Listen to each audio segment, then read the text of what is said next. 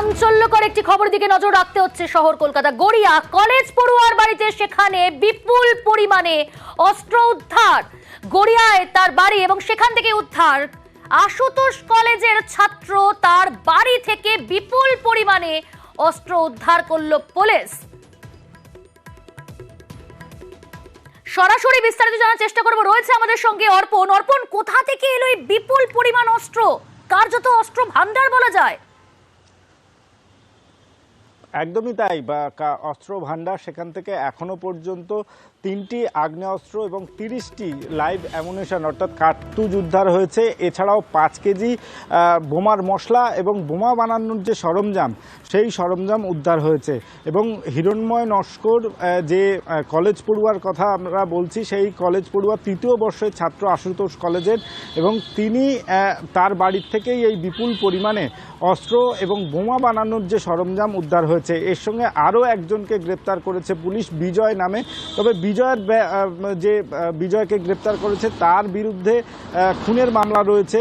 তার ব্যাকগ্রাউন্ডে একাধিক অপরাধমূলক কাজের সঙ্গে যুক্ত থাকার প্রমাণ মিলেছে। কিন্তু এই হিরণ্ময়ের বিরুদ্ধে এখনো পর্যন্ত তেমন কোনো রেকর্ড পুলিশের কাছে নেই।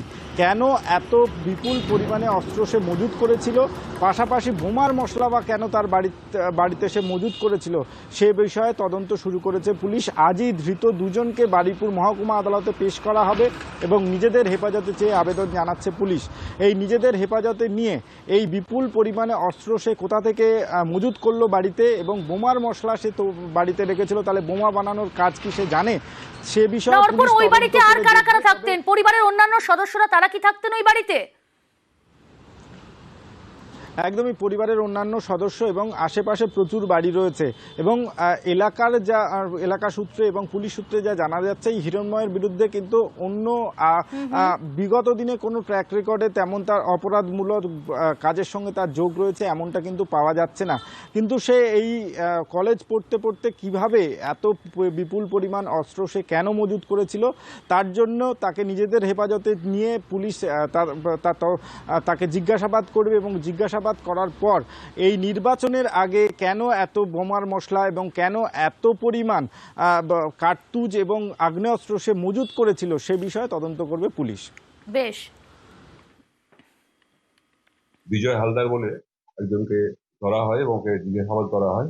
20 বছরের, তার নাম হচ্ছে হিরণ্ময় নস্কর। তো তার বাড়িতে যাওয়া যায়, তাকে ধরা হয়। ধরার পর জিজ্ঞাসাবাদ করার পরে ওই হিরণ্ময়ের বাড়ি থেকে কিছু অস্ত্র উদ্ধার হয়। সে 1 শাটার একটা পাওয়া যায়, 2টো 7mm পিস্তল পাওয়া যায়, 5 কেজি বারুদ, কিছু সুতলি পাওয়া গেছে, 25 বান্ডিল সুতলি, যেটা দিয়ে বোম বা এইসব বাঁধা হয় আর কি। যে অ্যামুনিশন পাওয়া গেছে তাতে আমাদের .303 অ্যামুনিশন পাওয়া গেছে, 27 রাউন্ড, এবং 7mm কার্টিজ আছে, সেটা পাওয়া গেছে 3 রাউন্ড। টোটাল 30 রাউন্ডস অ্যামুনিশন পাওয়া গেছে।